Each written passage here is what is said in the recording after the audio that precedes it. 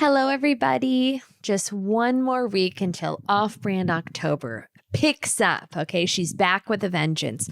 I have to be honest with you. Okay, every time I record this podcast,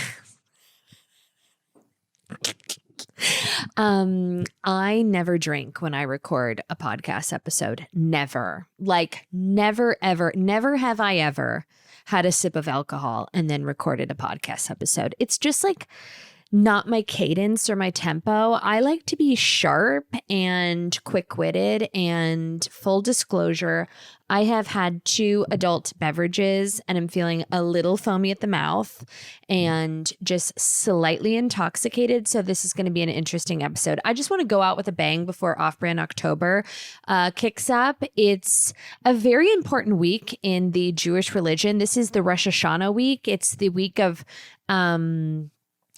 Jew of the Year, we're repenting and we're reflecting and we're apologizing and then we're cleansing and then we're fasting and then we're back in business. Okay. Also, I was just listening to music on shuffle with Clyde before I put him down for a nap. And I just had this thought, Good Luck Babe by Chapel Rowan is such a great song.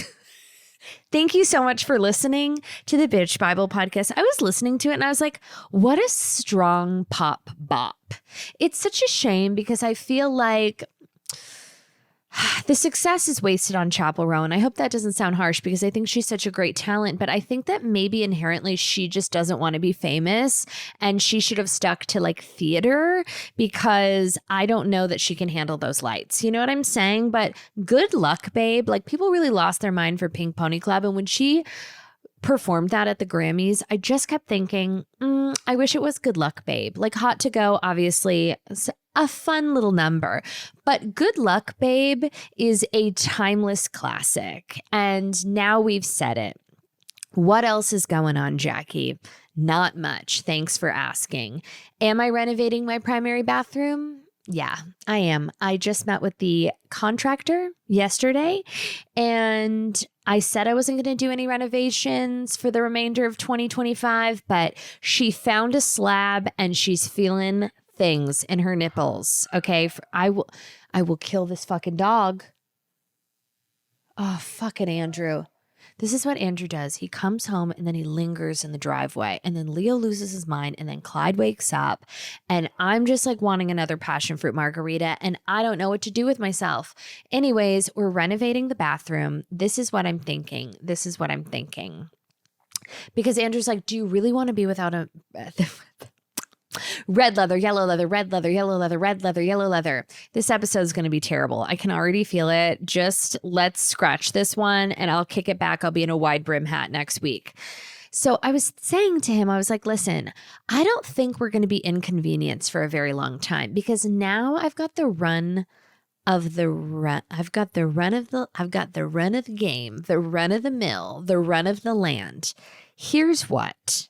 If I compile all of my materials beforehand, materials. If I get all the materials before demo, I'm talking tiles, quarter round, paint color, light fixtures, custom mirrors, custom cabinetry, okay, towels, drain pipes, P-traps, all of the things, the steam room, whatever that looks like, the bathtub faucet, window treatments, everything under the Tuscan sun that is necessary, every material down to a micro bolt, then really everything can exist in the garage and then we can backdate a start date for the demo. And then we're off to the races. We rip everything out and we have everything ready to go. Every tile, every grout, every adhesive, every mortar, every brush, anything that anyone could possibly need, we have on deck so that we are just straight motherfucking executing. And honestly, it's a metaphor for life. Get your materials ready to go because you never know when it's time to demo. Thank you so much. Thank you so much. Oh my God. By the way, soft teased it. And by soft teased, I mean, basically just told you last week, we're going back on tour. San Francisco, Irvine, Los Angeles, Atlanta, and Nashville.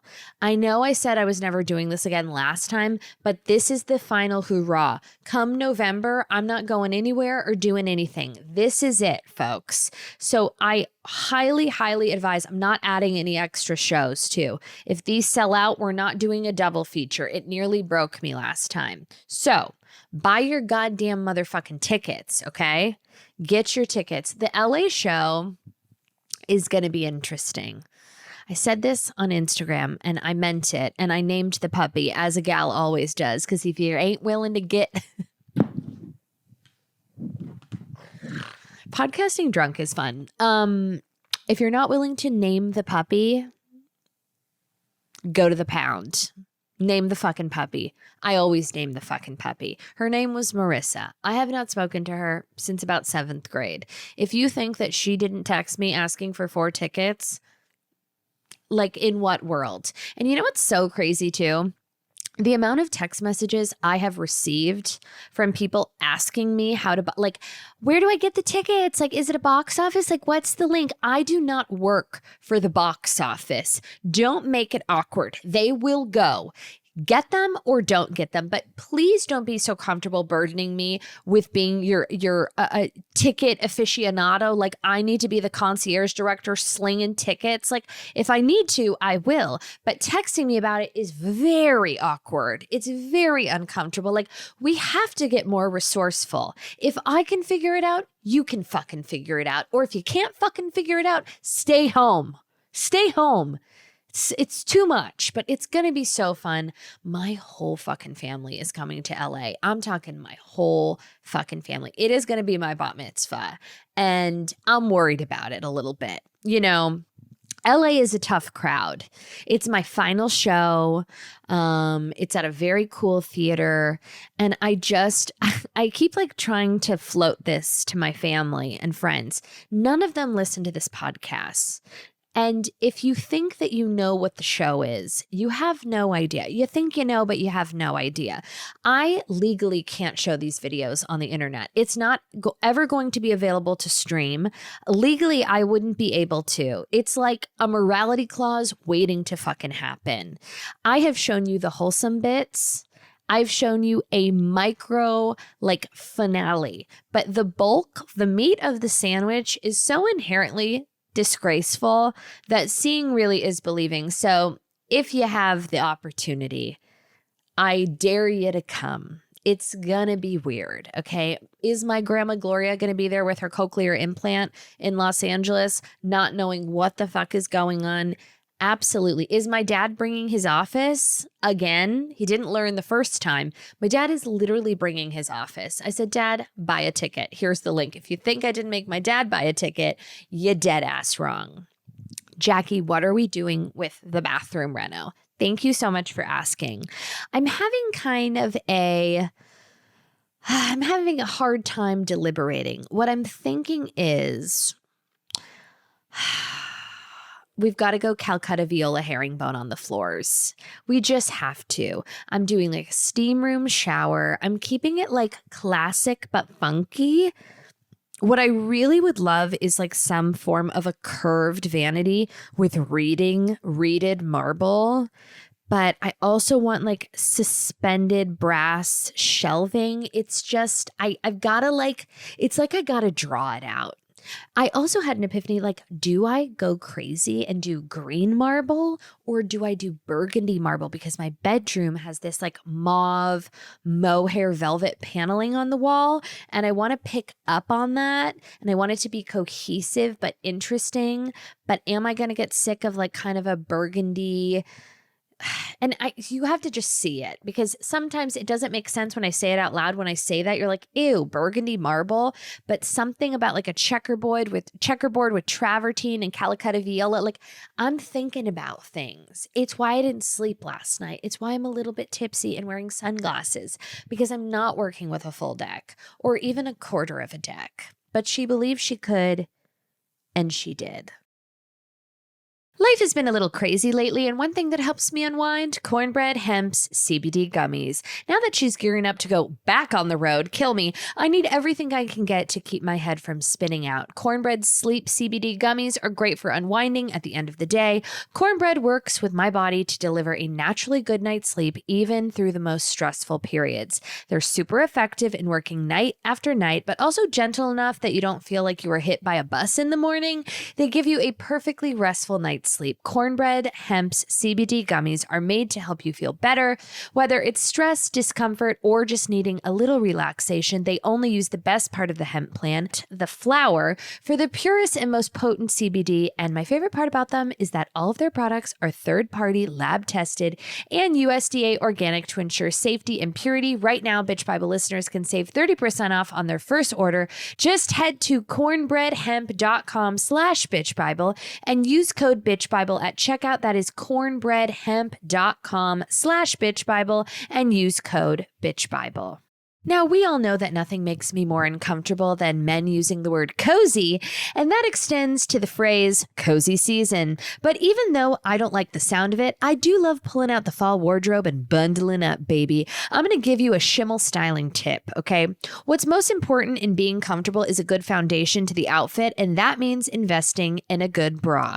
If you're still dealing with underwire pokes or bras that feel like body armor, it's time for a serious upgrade. Honeylove makes the best wireless bras that feel like a second skin. They're lightweight, breathable, and designed to work with your body, not against it. Whether you're just layering under a tee, slipping into a sweater, or just hanging around the house, their bras give you just the right amount of lift without the squeeze, thanks to years of research, development, and testing. Honeylove's signature support comes from smart design, not stiff wires or bulky padding.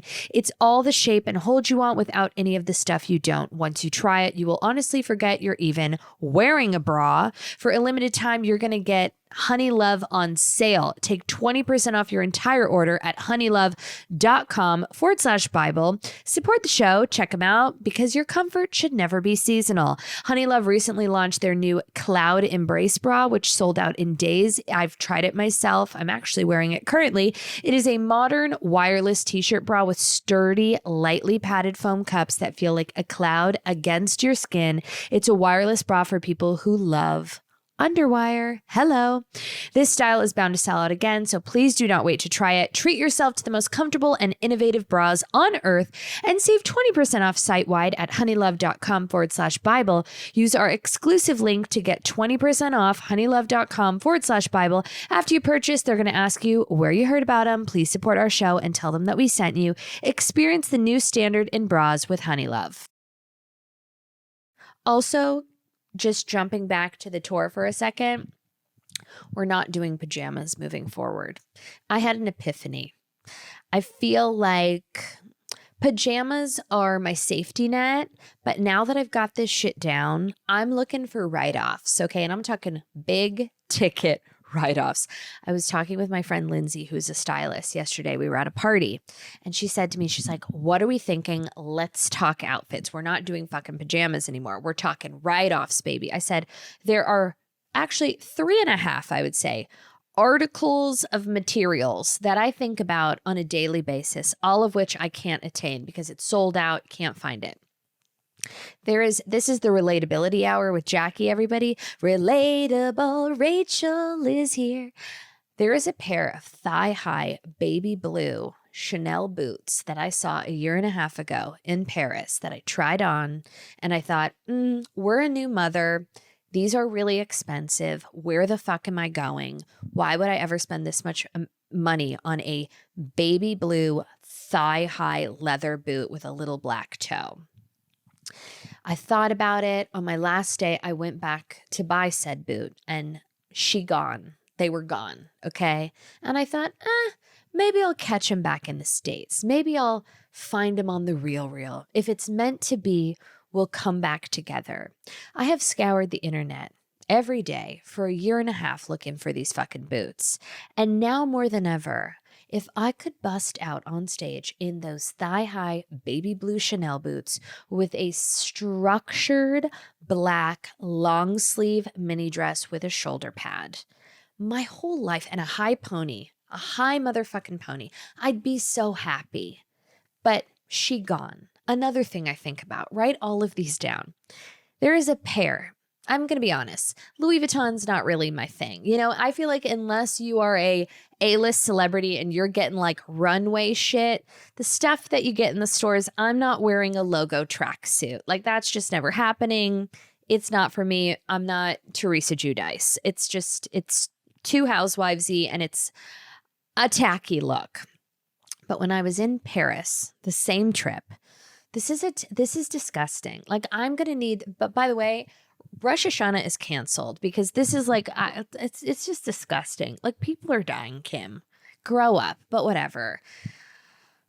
We don't edit this podcast. It's a real travesty for all of us. But there was this pair of tiger velvet high-waisted micro shorts that I also saw. And I thought, wouldn't this go great with my pink eye? Because at this point in the trip, I was pussing at both eyeballs going to the Louis Vuitton show where I did not fucking belong. It was my Make-A-Wish Foundation situation. And I wanted to like buy something that I could wear to the show because obviously I was not, you know, Nicolas Guéret or whatever his fucking name is wasn't dying to dress me. You know, I was like pilfering through bins at a consignment shop being like, what can I find that will detract from the pink eye? And I found these shorts and they were so brutally expensive, but they do match like the wallpaper and all of my upholstery in my house. And I thought, what says Jackie Schimmel more than a tiger overpriced pair of micro shorts with just the trinkling of pus from the retinas? You know what I mean? High-low, baby. And I didn't buy them because I thought, no, I'm a mother. Once again, selfless, okay? A beacon of maternal instincts. I thought, this is ridiculous. Grow up. We're not doing this anymore. Think about him every day. Saw Zendaya in him. Couldn't sleep for weeks. The third thing, the green dress, the green lace, I believe it's a Dolce & Gabbana mini dress that Jennifer Aniston wears in the Oscar-winning film Picture Perfect, when she goes to dump Jay Moore for the marketing campaign of the Heinz mustard. Does anyone know what I'm talking about? She wears this perfect August birthstone lace green shift dress that is so my color that I would kill a puppy for, okay? I would do anything for that fucking dress. Researched it, can't find it. The fourth thing, genitalia tickling, pink canvas Bottega Veneta jacket with the burgundy woven leather collar that I had held at the Topanga Mall that I didn't get. You know why? Because I thought, Jackie, you're a mother. We don't do this anymore. I can barely sleep. I think about all of these things. The point of this story is sitting with my friend and she said, let's do a mood board. I said, let's. She goes, what do you feel great in? Like, what do you put on? What is a go-to outfit where you just feel like yourself and you feel great? I said, I'm going to be honest with you, Lindsay. I had a revelation recently. I'm never going to be cool. I'm never going to be understated. I'm never going to be chic, you know, in the general sense. I personally feel that I have great taste. I'm a one of one, okay? I'm on a lone island. I don't know that many would agree, and I don't fucking care because I have a very specific vision and I execute flawlessly. Whether that be tasteful, classic, timeless, I don't really care. But I know what I like. I'm extremely decisive and I'm extremely consistent. This is what I know. I love a structured shoulder. I love a long sleeve. I like a micro mini. I love leather. I love embellishments. I love a colorful accessory. I like accessories in general. I like a high, full-ass pony, a fuck-ass ponytail, slicked to the gods, okay? I want did I mention a structured shoulder? I like a collar. I like a lapel. I like elevated finishes, buttons, okay? At my baseline, I want to be in a high ponytail with a long sleeve, shoulder padded, button down, tucked into a pair of micro mini leather shorts and a thigh-high boot. I can fuck with a heel, but I'd always rather be in a boot, a skank-ass boot, a colorful boot, an embellished boot, a gold boot. Like I am a boot-ass bitch, okay? And I want some pop of color somewhere. I need a little bit of sparkle, whether it's in jewelry, whether it's in in a collar, like a jeweled collar. I'm not talking about Windsor fashions. Like, give me something interesting. I like a green. I'm always going to like green. I always like, you know what? You know what I'm going to say? And I hate this about me. I like a long sleeve romper situation. I'm not talking like a Zimmerman Revolve, I'm not talking like a lacy romper with a fucking wedge sandal. If I could get a long sleeve leather micro tight ass romper with a collar and a padded shoulder and a skank ass heel and a high pony and a bunch of fucking bracelets, that's what I'm always going to do. If I could find a long sleeve mauve pink leather, like any of those, match them, mix them, match them, I don't care. But your girl needs a sleeve, your girl needs a collar, your girl needs a leg. Another thing that blew my mind, very recently, Max was over and he said to me, as only a best friend can do, he's like, you need to start putting more lotion on. I said, Max, I never wear lotion on my legs because I'm very susceptible to bug bites and I don't want Lyme's disease. He's like, okay, but you look dehydrated, so you need to slather on some lotion. And I have so many pictures from every point in my life where Max will get on all fours and he will take any type of lubrication, KY jelly, olive oil, saliva, and he will get on his knees and he will lube up my legs because as a gay man, he feels so strongly about me lubing up those legs. Doesn't care if I am bedridden with Lyme's disease later from a tick bite. All he wants is me to be slipping and sliding. He took my illegal FDA stem cells and my face oil, and he splooged all over my legs recently. And I was like, Max, that's too much. I'm going to leave a mark on the sofa. He's like, you need more. I want you to be dripping wet everywhere you go moving forward. Okay. He's like, I've been holding this in. I'm like, you haven't been holding this in. You've told me this forever. We have the same conversation over and over. I don't wear lotion unless I need to. I'm never lotioning. What did I do? I went to Sephora. I got the Patrick Ta body balm and the brush, and it's been changing my life. I'm feeling slippery like a seal, but am I covered in bug bites? Yes, I've got one here. I've got one on my foot. I've got one on my thigh. Maybe I have Lyme's disease. Maybe she's born with it. Maybe it's Lyme's disease. With Clyde's teething and Handy Andy rolling around in the bed all night, it is hard for me to get a full night's rest as it is, okay? I would wake up with dry skin and brain fog all the time, and I just thought it was normal to wake up feeling like you've been hit by a truck. But let me tell you, it is totally possible to wake up feeling refreshed and recharged with Peak's BT Fountain, RE Fountain Electrolyte. Okay, I've talked about it so many times at this point, but I have to tell you, it has literally changed my life, okay? Drama aside. I always thought that I was hydrating properly, but I started noticing like my skin was so dry and I would have afternoon crashes and winding down was such a struggle. And I didn't realize that there was a correlation between my sleep and my hydration and all of the things. So I discovered the deep hydration protocol from Peak. I swear by Peak. I would trust them with my life. It is a 2-part system. It's the BT Fountain and the RE Fountain that has completely redefined what hydration means for me. My skin is looking gorge. I'm feeling calm in the evenings. I wake up focused and clear. So I take the BT Fountain in the morning. That gives you like the skin glow, the hydration, the all day energy. And then at night, every single night, okay, it is the perfect nightcap. It is the RE Fountain. It really helps me wind down. It tastes great. It's not overly sweet. It doesn't taste chemically. It's like triple Biomax magnesium. It really recalibrates your body. I'm obsessed. I've been drinking it every single night. Plus the BT Fountain clinically proven ceramides improve elasticity and hydration. It's like drinking skincare.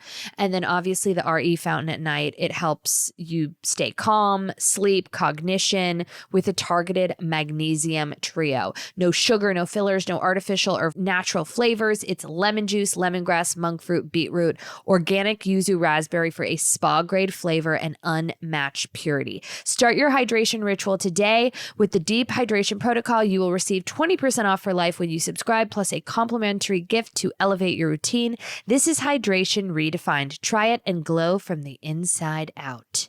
Have you ever finished a day of tootling and taken off your pants, looked in the mirror, and saw the saddest, saggiest granny panties that you've ever seen in your life? I swear it used to happen to me all the time, okay? It's not like I'm doing cartwheels down Ventura Boulevard every day, so I don't really understand how that used to happen. It doesn't matter how cute of an outfit I have on. Nothing kills my confidence, my joie de vivre, faster than an ugly pair of underwear, because unfortunately, sometimes it really is what's on the inside that counts. Well, technically, your underwear is still outside your body, so you can be as broken as you want, but as long as you're wearing Skims, you're gonna feel like that bitch, okay? I've talked about the Skims Intimates line, specifically the Fits Everybody Boy Short, more times than I can count. So if you haven't been paying attention, listen up. They are the best underwear on the market, hands down. Wearing them right now. I'm not gonna drop trowel, but I swear to God, go to Skims website, buy them now, burn everything else in your underwear drawer. They are the smoothest, most supportive underwear that I have ever owned. They keep their shape no matter how times you wash them. They are so soft and supportive. They're perfect under dresses, jeans, whatever. Shop my favorite bras and underwear at skims.com. After you place your order, be sure to let them know that I sent you, select podcast in the survey, and be sure to select my show in the drop-down menu that follows. Is there anything more embarrassing, sharp left, than when your card declines in front of somebody? True story. Yesterday, me and Clyde have been practicing walking because it's 2025 and child leashes are not of the times, even though I would desperately like to bring them back, because if I could get that fucker Al-Qaeda on a retractable leash, preferably bedazzled with a structured shoulder, and I could give him a little bit of leeway to be independent and roam untethered, but then just snatch him back if he starts getting into a danger zone. Like, I can't imagine a more freeing existence as a parent, but whatever, I digress. So what we've been doing is we've been practicing holding hands, because he hates to hold my hand. He wants to run. He wants to go. He's just like level 10 boy energy. And, you know, he's 2, so he doesn't understand like danger yet. So anytime I try to hold his hand and walk, he just like buckles and like tries to break free. So I've been training him, and I'm like, basically, you know, if you hold mama's hand and you're a good listener and you follow the rules, you will get ice cream. So yesterday I walked him around. We have this like outdoor kind of mall, okay, that kind of is in a round formation. So if we walk the entirety of the loop of the outdoor mall, which takes a while, by the way, a little sore, okay? I'm not someone who cares about getting my steps in. I've probably had like less than 1,000 steps today, and it is 4:04 p.m. Let's take a look-see, shall we? Health is wealth. Summary, okay, like I don't care. Light flow, thank you. Cycle tracking. Oh my God, I had 2,700 steps today. Jillian Michaels, get out of here. What is my average? 3,800 steps. That's not so bad. Okay, yesterday I got 3,500. The day before, 4,000. Oh my God, Melissa Wood, watch your fucking back. I'm averaging 3,000 steps a day. My God. Somebody get this girly a fitness sponsorship. Sponsor material. Okay, what was I saying? So we do the loop. Clyde is doing amazing with his attentive listening skills, okay? We make it back to the gelato shop. I run into an old friend of mine, okay? And Clyde is now like, I've been promising this gelato for about 47 minutes, okay? I'm like, you get your ice cream, you get your ice cream. Do you want your ice cream? If you listen and you follow the rules and you're a good boy, you get ice cream. And spare me the psychological trauma of like bribery with children, because I just don't subscribe to any of it. I had like a little bit of a situation. Clyde was in one of his classes. I'm going to try to be like more demure with details moving forward because last week's episode, I named the puppy. I gave exact geographical coordinates and like exact altercation details. So we're not doing that anymore, but let's just say Clyde was in one of his classes and they take a water break and he is a thespian and he fake cries. I also know that he is extremely resilient. I know my kid, he gets over things in 2.5 seconds. And kind of the more that we feed into it, the more he'll take it and run with it. So they take a water break and he sees me and he starts crying like he doesn't want to go back into the class. I say, Clyde, you're a star. Get back in there. Okay. Fuck around and find out. Like it's about $6 a minute for this class. So you're going to get in there and you're going to rib and dance.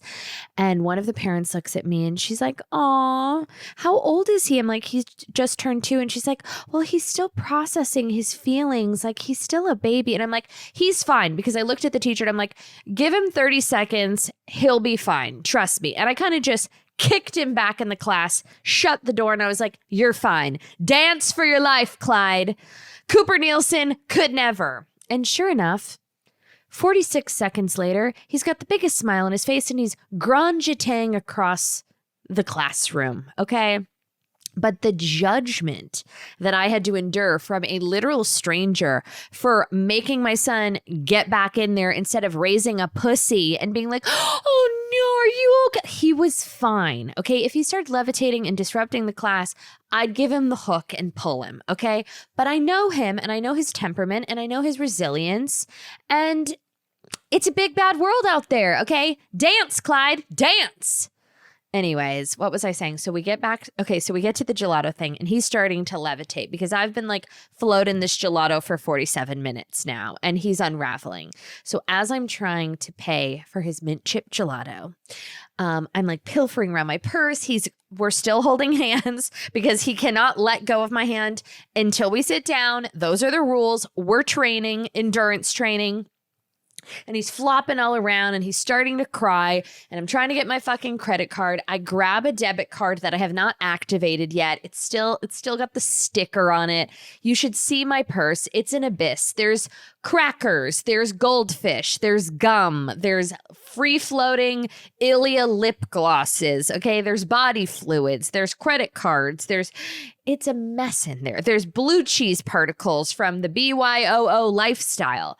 And I just grabbed the first card I can and I'm talking to this old friend and they're like, "Sorry, ma'am, your card's declined." And like, I know this well because as someone whose card declined on a semi-regular basis about 10 years ago, everywhere I went, even like I would say 8 years ago. And I'm like, "Oh my God, I'm so sorry. It's probably because I was traveling." Like where to? The unemployment line? You weren't traveling anywhere. By foot because your car was repoed? Sure.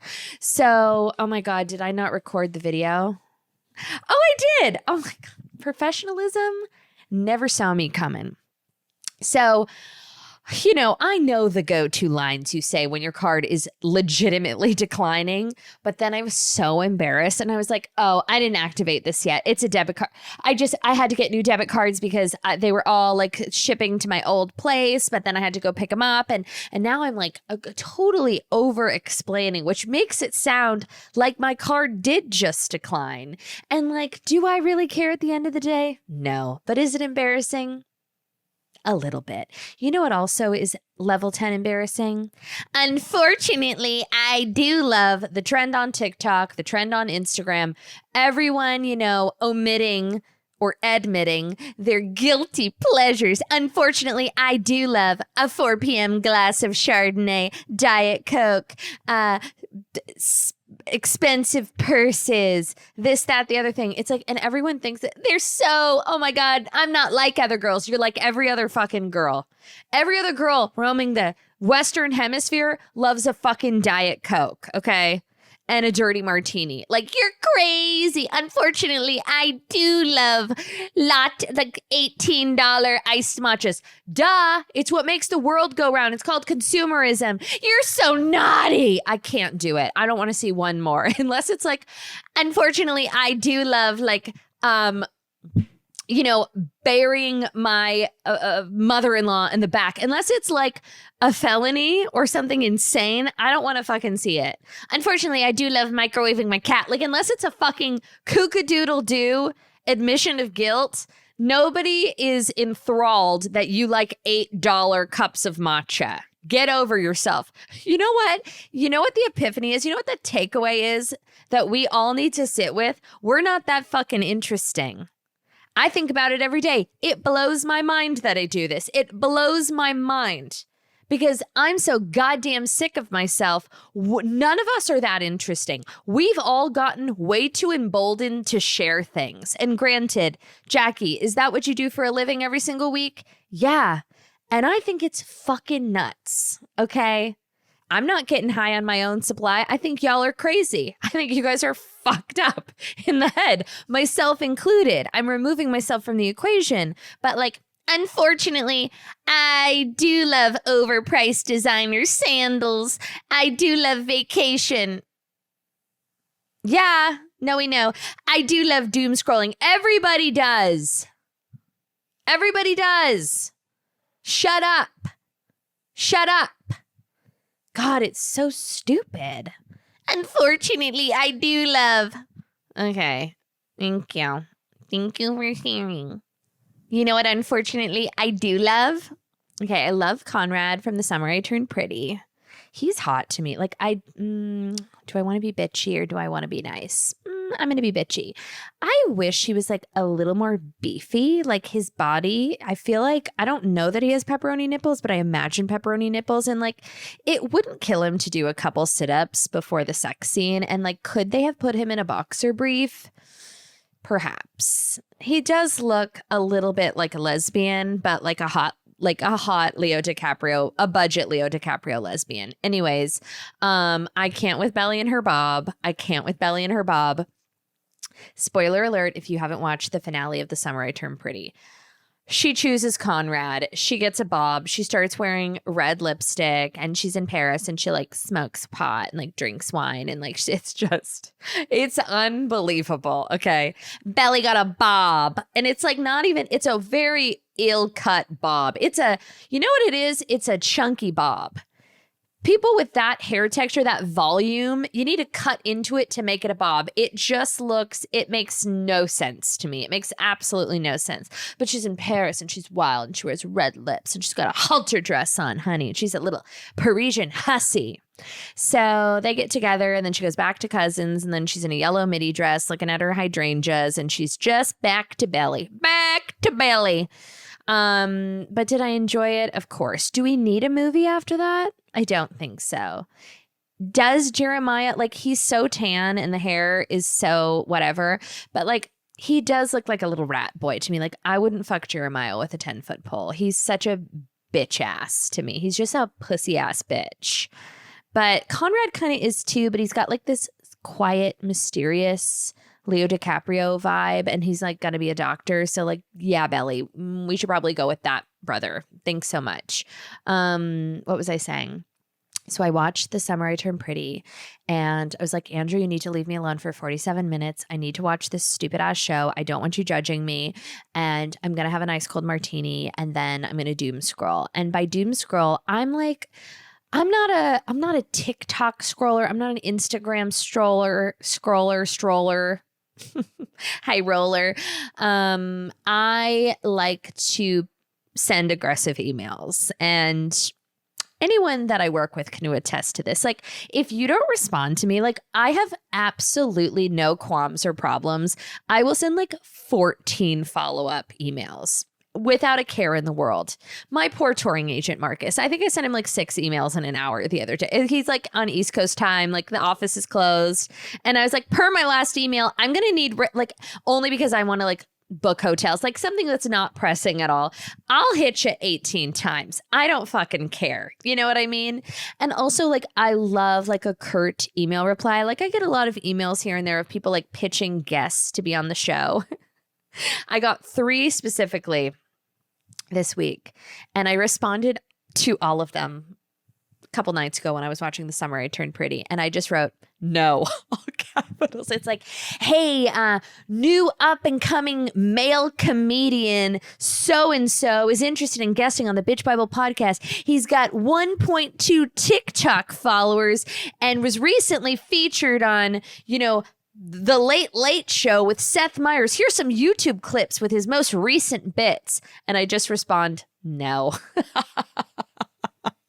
Like, do we have to pussyfoot around these bros, like these male comedians? Because I'm not going to. Not a fit. Not a fit. No. Respectfully, not a chance in hell. Like, in what world? So that's what I did the other night. It was really fun.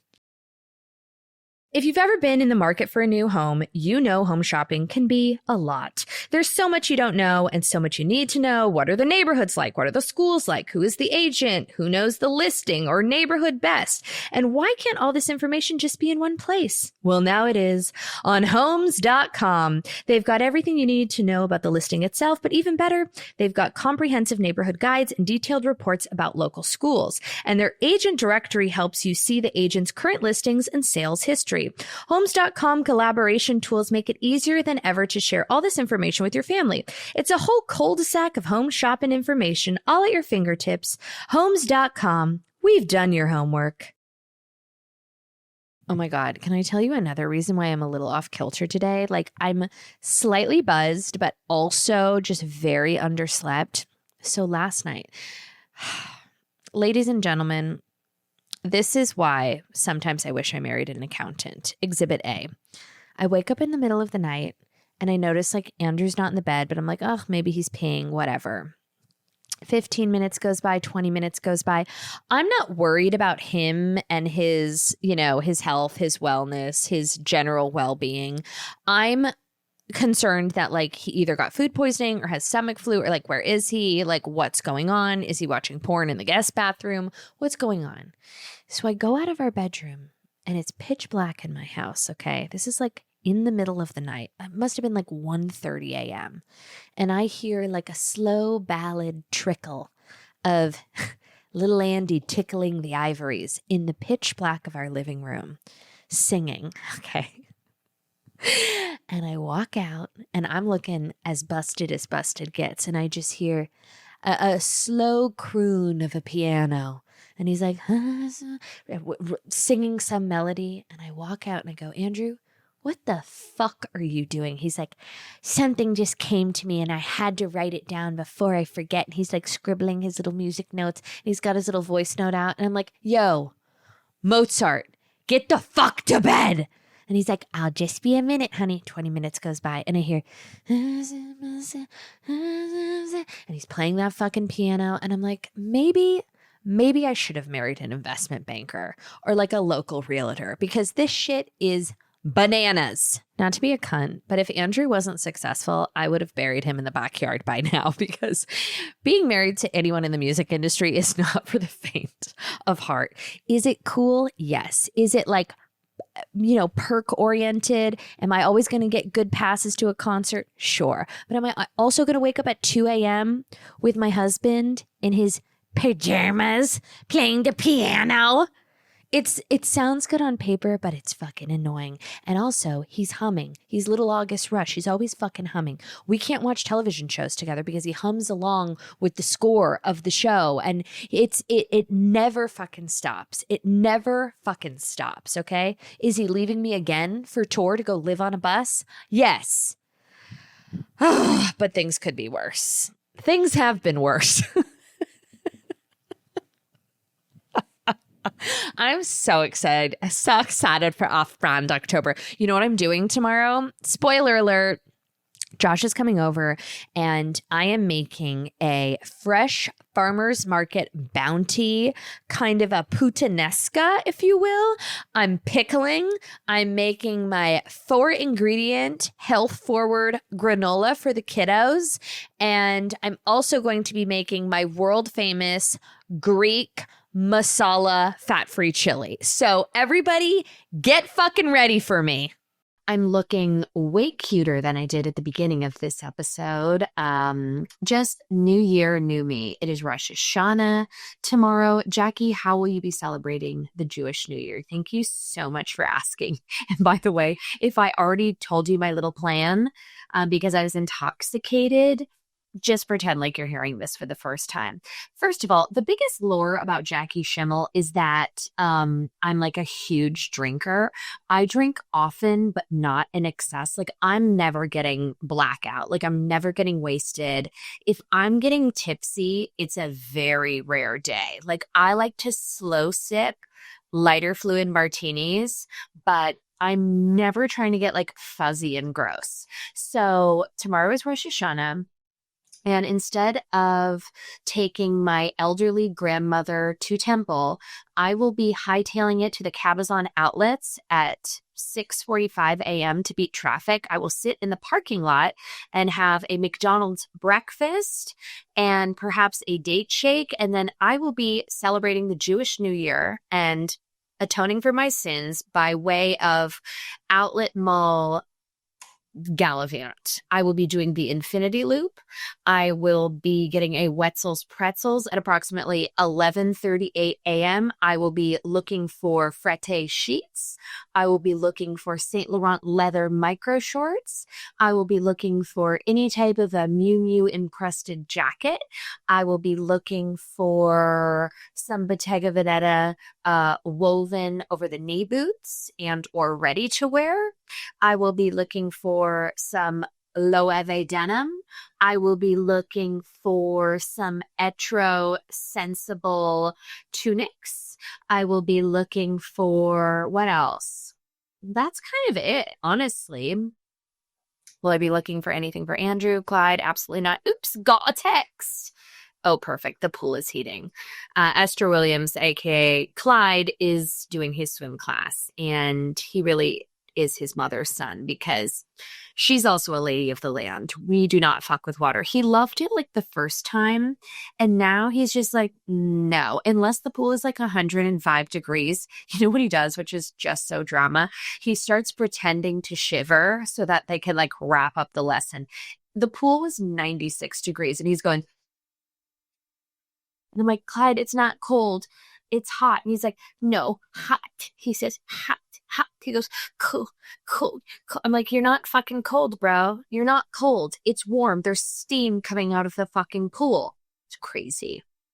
So I'm going to go to the Cabazon outlets. I'm going to hit it hard with the Infinity Loop. Then on my way back, I'm going to go to Van Nuys and go to the Stone Yard. Okay. And just kind of start pilfering out some countertops for the primary bathroom remodel, everybody.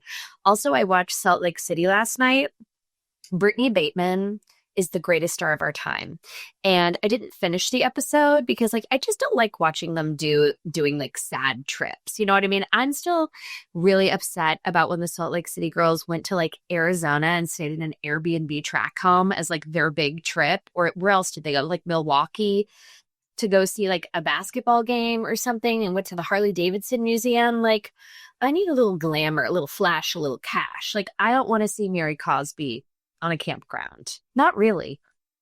Sometimes it works and sometimes it just doesn't work. And for whatever reason, it's not working for me for Salt Lake City. I love Angie. Hot take. I love Angie in her oversized glasses. Okay. I feel like she's really pulling together her look and streamlining. So I'm excited about that. I also would like to say that I think that Bronwyn, I don't know where she's going to take us. And I inherently like don't trust Bronwyn Newport, mostly because of like her decor choices and the outfits. And it's not because I can't I get it. I understand what's going on, but she lost me at the $4 million necklace. The relationship with her husband, there's definitely something there. And there's marblings, to kick it back to my countertops, there's marblings of dishonesty. Okay. And I think she's very, very articulate and very, very smart. And she kind of has the handbook. And the way that she, with all that said, the way that she tackled head on getting caught in the lie about the $4 million necklace and like alluding that it was hers, the way that she took ownership of that, saying that it was dumb and she was trying to impress these ladies and she wanted to shut down the fodder and she wasn't clear and that was stupid and she takes accountability. I really do respect that style of communication from a housewife, because we just don't see it very often in housewives and in life. I feel like it's so easy to diffuse any situation when you're just honest about it. Like, yeah, I fucked up. I was being an asshole. And if you say if you're completely honest and so clear all of the time, I feel like you're going to get held to the fire a lot less. Like if you fuck up, just own it in its entirety. Don't like mince and parse and try to whip and nay and deflect. Like let's say you're in an argument with a girlfriend or a husband or whatever. Okay, actually don't ever do this with your husband. By the way, I would sooner take a dull butter knife and shove it up my own asshole into my trachea so that I could never speak or mutter the words, I'm sorry, than ever look at my husband and take any accountability for any wrongdoing. Like, I don't apologize. We just know it and we just move on. Like, when I'm wrong about something, there's a silent understanding, but there's not acknowledgement. Like, I'm never going to be like, hey, babe, I'm sorry I was being, such a cunt earlier. I've just been having a really rough day with a high holiday. Like, I would never. It's just like, hey, we're having Greek chili tonight. You know what I mean? Like, love you. And then I'll be like a little bit nicer when he comes home, but we're not apologizing. It's the upside of sexism. So I'm never wrong. I'm always right. I'm perfect. And that's just kind of the dynamic in my household. Highly recommend, and it works for us. But if you're with a friend, an employer, whatever, okay, a colleague, and you fuck up, instead of doing the song and dance, the Charlie Chaplin tap dance for your life, deflecting, projecting, lying, if you just look someone dead in the eye and you fucking mean it, and there's no pleasantries, you just say, I was being a cunt. I was jealous of this, that, the other thing, which is, by the way, so weak. Like, we're like, after a certain age, jealousy just like isn't applicable anymore. Like, if you're jealous that your friend got promoted or that this happened to them and it didn't happen for you, I don't really respect or care about that. Like, lovingly, if that's how you feel, great, but keep it to your fucking self. Bury it deep, because I find that to be disgusting. Like, I don't fuck with people like that. I can't even conceptualize it. I'm a terrible person, but jealous, she is not. If my best friend or if anyone got everything I ever wanted in life, okay, the pink Bottega jacket, the Louis Vuitton velvet shorts, the baby blue over the knee Chanel boots, okay, never in my life, nothing would trigger inside of me or misfire. Like, oh my God, why not me? Because you don't got it, bitch. Move on. Like, get over yourself. I just like hate that dynamic. I hate that, like, it's so self-absorbed. And it's so, when you like really think about being jealous of another person, like logistically, it doesn't make sense to me. It's just stupid. Like, you are a microcosm of the universe. Like, it doesn't revolve around you. Shut up. Focus. By the way, you might acquire more gifts from the universe if you weren't looking at what you don't have and what everybody else has that triggers you and makes you sad. Fuck off. For real. Fuck off. We don't do that here, but whatever. Maybe you're one of those weird people. And if you tackle it head on and you just say exactly what it was, even if it's unflattering, preferably if it's unflattering to you, then we move on. That means you're not a piece of shit. So I think we learned a lesson from Bronwyn this week. I'm much better sober. You know what I mean? Let me think if I can say any profound words to kind of round out this Rosh Hashanah spectacular episode. Oh, next week I'm hosting Yom Kippur and I'm going to do Yom Kippuroki. Yom Kippur karaoke. And I have been practicing my selections. Obviously, you know that my go-to karaoke song is Nothing, because I don't fucking sing karaoke, because it's too on the nose for me to be a karaoke star. But I would probably pick, I mean, always All the Things She Said by Tattoo, as you know. But now more currently, like, You Only Get What You Give, which is obviously maybe, like, it could be one of my favorite songs. It could be my favorite song of all time. Like, there's never been an instance where it's come on where I would skip it. You could never play it at a party or a wedding or a gathering. Is it deeply Caucasian in nature? Yes. And I do have a problem with that. But beyond that, it is such a crowd pleaser. And I feel like, I mean, I perform it for Clyde basically every single morning. So I do kind of have it down. Kate Hudson, Right on Time, obviously. But I'm just looking forward to it. Do I have any profound words to kick off the Jewish New Year? Not really. If it ain't broke, don't fix it. You can't improve on perfection. Will I be repenting for anything? I will not. Will I be asking forgiveness? No, I will not. Will I be mending fences? Probably not. You know, people don't like to say this. It's not of the times, but I am an extremely content person. And I don't know. I feel pretty rock solid about all of it, which is why I will be going to the Cabazon outlets instead of observing in a place of worship. You know, I will be observing in a place of worship. It's called the Cabazon outlets. And the In-N-Out burger there is so good. So good. And Off-Brand October is next week, which means I could do an outlet mall haul. An outlet mall haul. Here's the thing. If you live in Irvine, October 7th, see you there. Buy your fucking tickets. I'm not coming back. October 22nd, if you live in San Francisco, buy your motherfucking tickets. What are my other dates? November 3rd in Nashville, and I'm probably fucking this up, but no, I'm not. November 3rd, Nashville. November 5th, Atlanta, roll through. And November 15th, Los Angeles. Also, we will be having special guests at these shows. So I'm not going to bury the lead, but you're probably going to want to buy a ticket. Thank you so much. Shana Tova to those who celebrate, and Shana Tova to me at the Cabazon outlets, most importantly. Love you so much. Give me 5 stars on iTunes. I really deserve it. I've been listening to other podcasts for market research and my ears are bleeding. Okay. I've been listening. This is a great show. This episode's not great, but in its entirety, really great. So goodbye. Have a great day. Thank you.